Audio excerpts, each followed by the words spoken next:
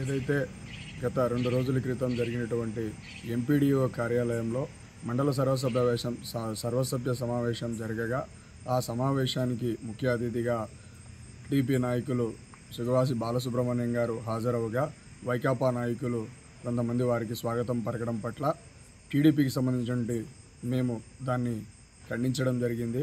అయితే ఇది social media వేదికగా ఈ చర్చలు జరుగుతున్నటువంటి సమయంలో పార్లమెంట్ అధ్యక్షులు జగన్మోహన్ రాజు మరియు మాజీ market committee chairman Chemmarthi Suresh రాజు గారులపై సుగవాసి వర్గీయులు కొన్ని అనుచిత వ్యాఖ్యలు చేయగా దానిని ఖండిస్తూ అదే సోషల్ మీడియా వేదికగా మేము సాక్ష్యాధారాలు బయటపెట్టమని చెప్పి సవాలు విసిరినటువంటి భాగంగానే మరి అనుకున్నట్టు దానికి స్పందించమని చెప్పనేసి మేము అడిగితే ఆధారాలు చూపించక వాళ్ళు వెనక్కి తగ్గడం జరిగింది.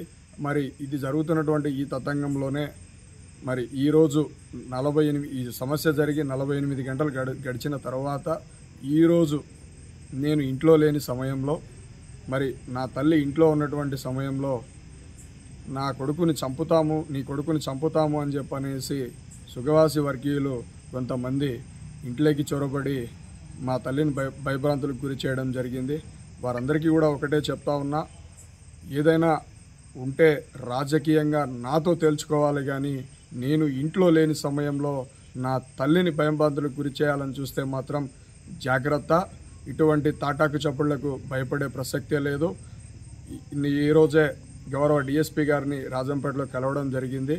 మరి నాకు సుగవాసి వర్గీయులతో కొంతమందితో ప్రాణహాని ఉంది, నాకు నా కుటుంబానికి రక్షణ కల్పించమని చెప్పనేసి వారికి వ్యక్తిగతంగా ఫిర్యాదు చేయడం జరిగింది. అదేవిధంగా ఇదే విషయాన్ని మీడియా ముఖంగా కూడా ఒక పార్టీ కార్యకర్తగానే నేను ఈ వ్యాఖ్యలు చేయడం జరిగింది. ఆ వ్యాఖ్యలకు నేను ఇప్పటికీ కట్టుబడి ఉన్నాను.